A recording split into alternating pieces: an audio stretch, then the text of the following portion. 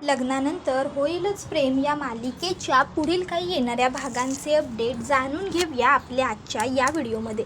चला तर मग प्रेक्षकांनो सुरुवात करूया आपल्या आजच्या या व्हिडिओला.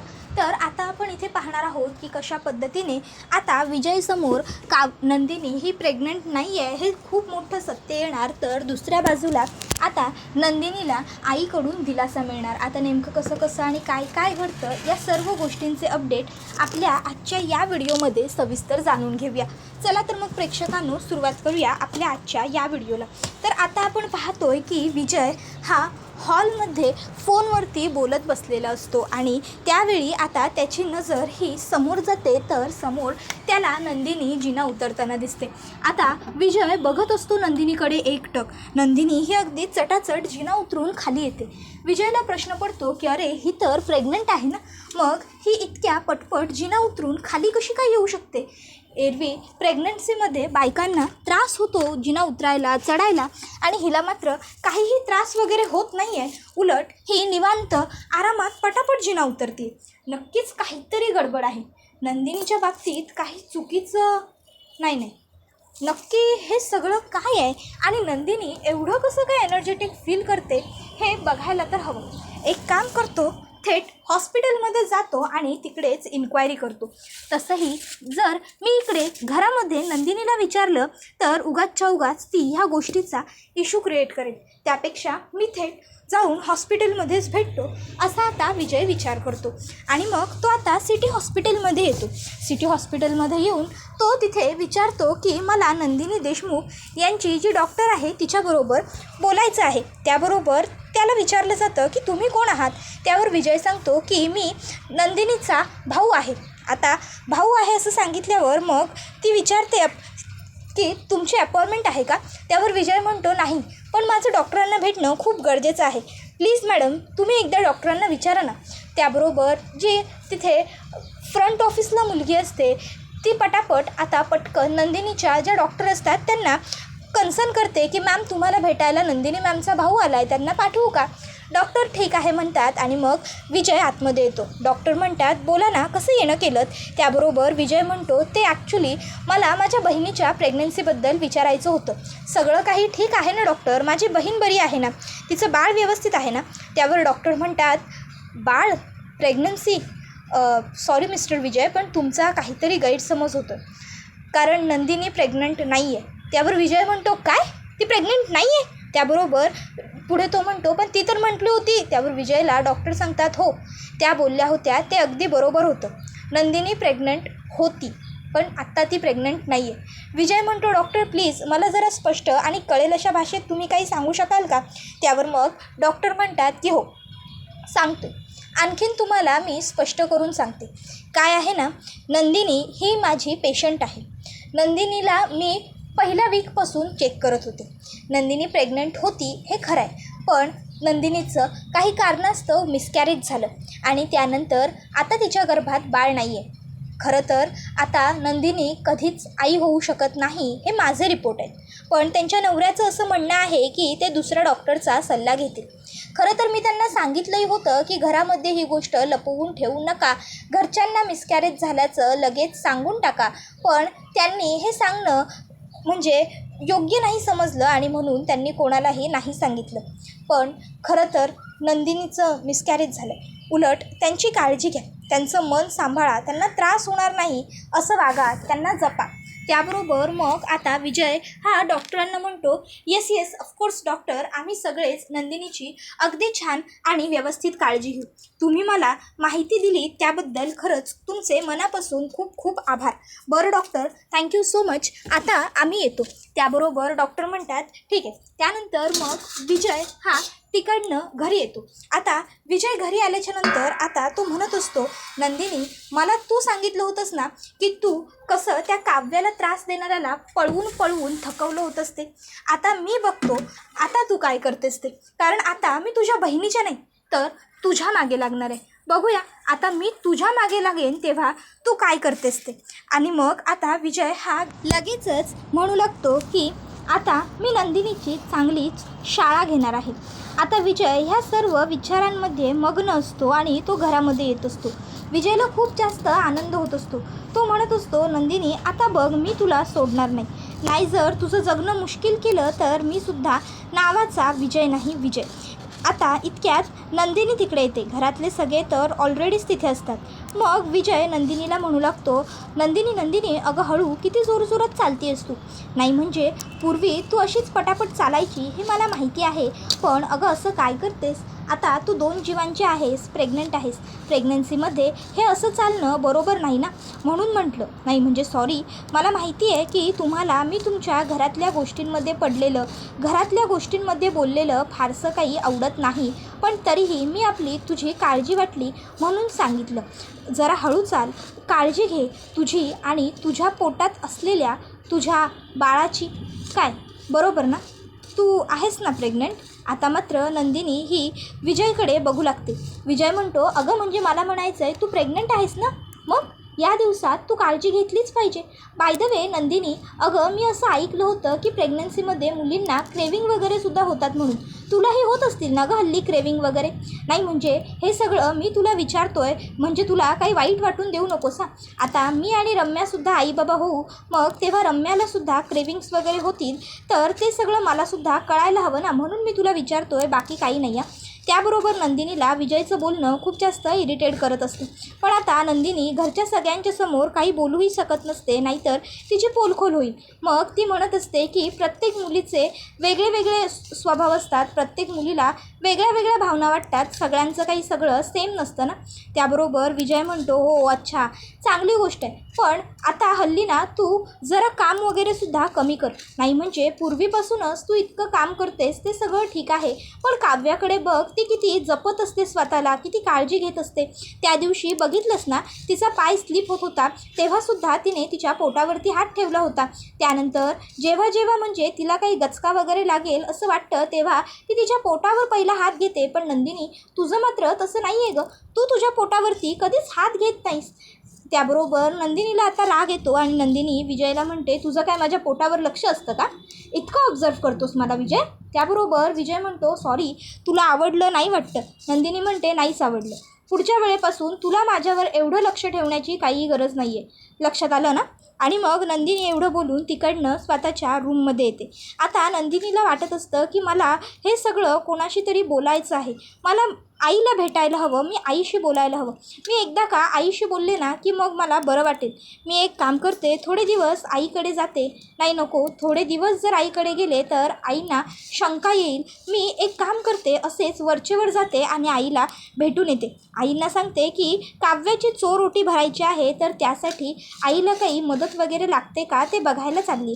आणि मग आता नंदिनी ही जीवाला सांगते की जीवा, मला आईला भेटायला जायचं आहे, तर मी आईकडे जातो. त्याबरोबर जीवा आता नंदिनीला म्हणतो की ठीक आहे, तुला जावंसं वाटतंय ना आईकडे, काही हरकत नाही, जाऊन ये तू. त्याबरोबर मग नंदिनी म्हणते, हो मी आईंशी सुद्धा बोलून घेते. आणि मग नंदिनी आता मानिनीकडे येते आणि मानिनीला म्हणत असते, आई म्हणजे तुम्हाला कसं बोलू खरं तर कळत नाही आहे. तुम्ही इथे माझी खूप छान काळजी घेताय, पण काय आहे ना, मला ना आईची खूप जास्त आठवण येते. सतत असं वाटतं आहे की आईला भेटावं, आईशी बोलावं. तर मी काय म्हणत होते, नाही म्हणजे तुम्ही जर बोललात तरच. मी आज आईकडे जाऊ का, म्हणजे मी काही राहायला नाही जाते, आजचा दिवस फक्त जाते, आज आईकडे संध्याकाळपर्यंत थांबते आणि मग घरी येते. आणि तसंही आता काव्याची चोरोटीसुद्धा भरायची आहे, त्या कार्यक्रमाची तयारीसुद्धा करायची आहे ना. मग आईला जर काही मदत वगैरे लागत असेल तर ते सुद्धा बघेन. कारण काय आहे, तुम्हाला तर माहिती आहेच की आरू ही हॉस्टेलवरतीच असते आणि या महिन्यांमध्ये तर तिला यायला जमणारही नाही आहे. म्हणून मग मी विचार करते, मी जर गेले तर म्हणजे आईला मदत होईल. म्हणजे तुम्ही विचार करा, तुम्ही बोलाल तसंच करेन मी. त्याबरोबर मानिनी म्हणते, अगं ठीक आहे नंदिनी, इट्स ओके. आणि स्वतःच्या आईकडे मला जावंसं वाटतं आहे हे सांगण्यासाठी एवढा विचार का करायची गरज पडते तुला.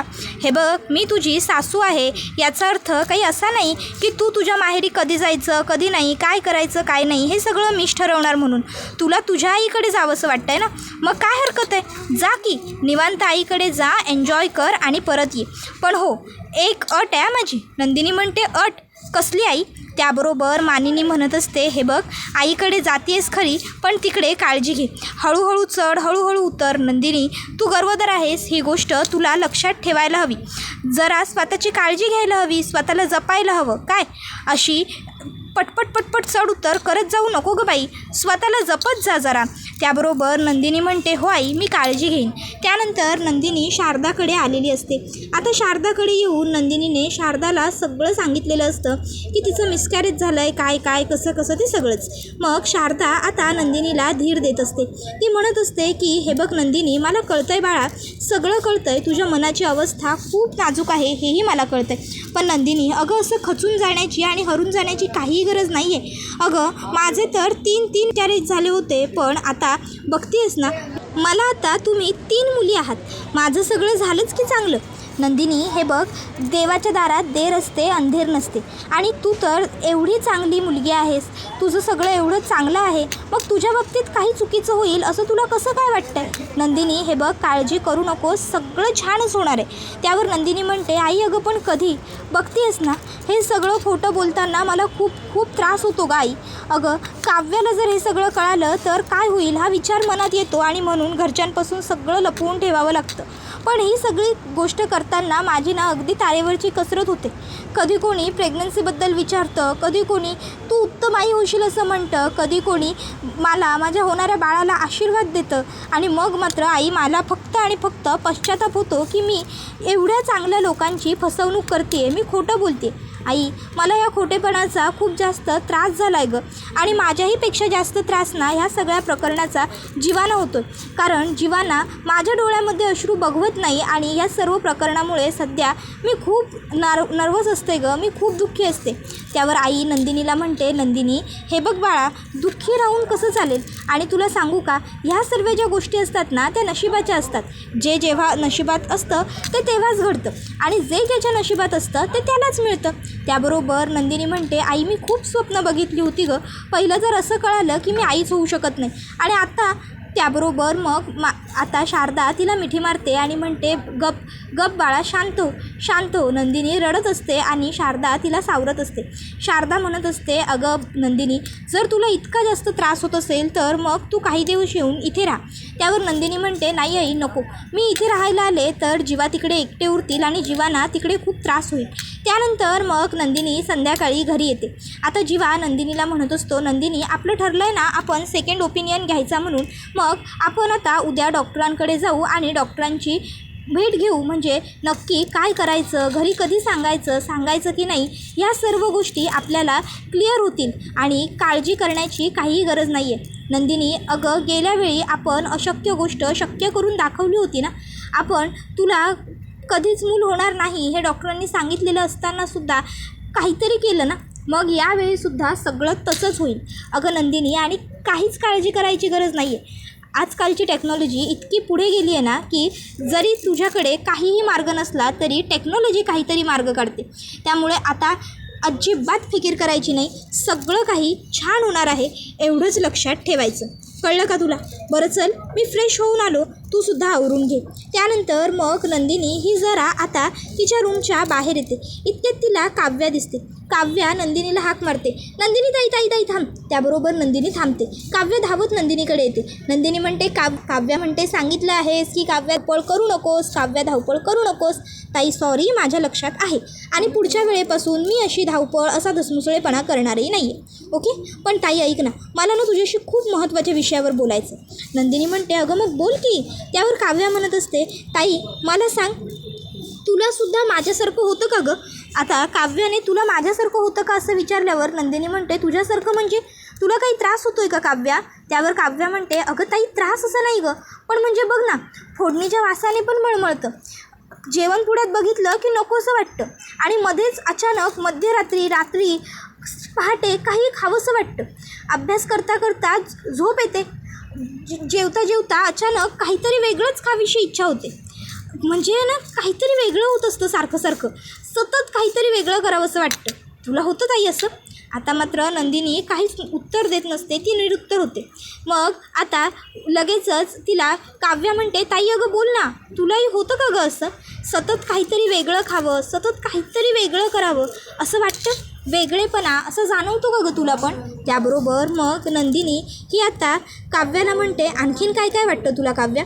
त्याबरोबर मग आता इकडे काव्या ही म्हणत असते, ताई अगं मला ना खूप खूप काही होत असतं, म्हणजे तुला काय सांगू, मला ना सतत काहीतरी खावं प्यावं असं वाटतं. मग मी पार्थना सांगत असते मला खायला घेऊन यायला, मला आईने सांगितलं कुठलीही इच्छा पूर्ण ठेवू नकोस म्हणून.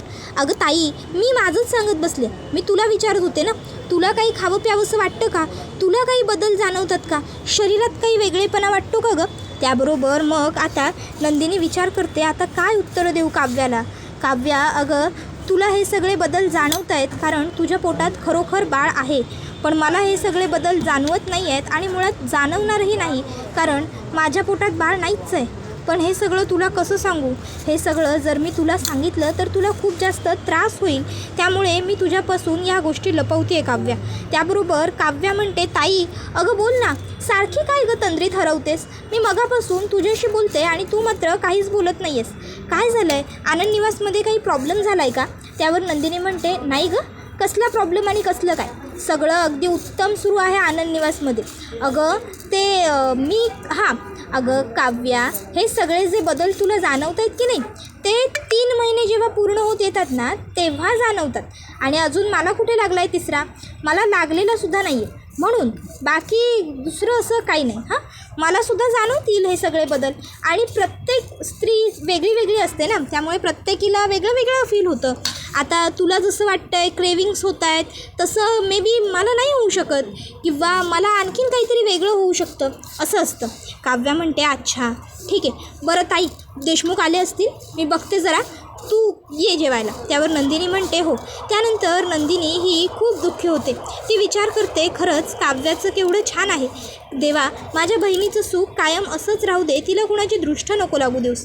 तर इकडे काव्या ही बेडरूममध्ये येते आणि आता ती पार्थला सांगते की लवकर आटपा आणि जेवायला चला. त्यानंतर पुन्हा एकदा काव्या हॉलमध्ये येते, तर आता तिथे नंदिनी असते.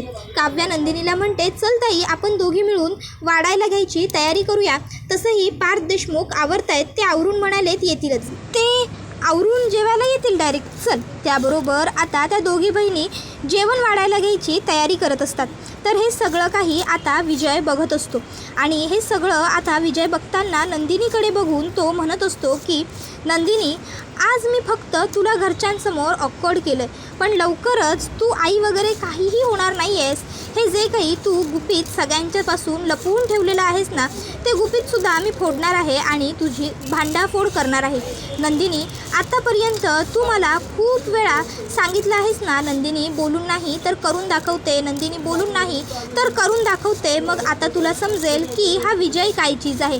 हा विजयसुद्धा बोलून नाही तर करूनच दाखवतो. नंदिनी, नाही जर मी तुला तुझी लायकी दाखवून दिली तर माझंसुद्धा नाव विजय मतकरी नाही, बघशीलच. तसंही मला हे घर पोखरून काढायचं आहे, पूर्ण पोखरून काढायचं आहे. त्यासाठी माझा पहिला शिकार तूच असशील, सुरुवात तुझ्यापासूनच नंदिनी. तर दुसऱ्या बाजूला इकडे आता जी काव्य असते, तिला आता ना मस्तपैकी आईस्क्रीम खाण्याचे क्रेविंग होत असते. आता काव्या ही मनातल्या मनात म्हणत असते, आज मला आईस्क्रीम खावंसं खूप वाटते.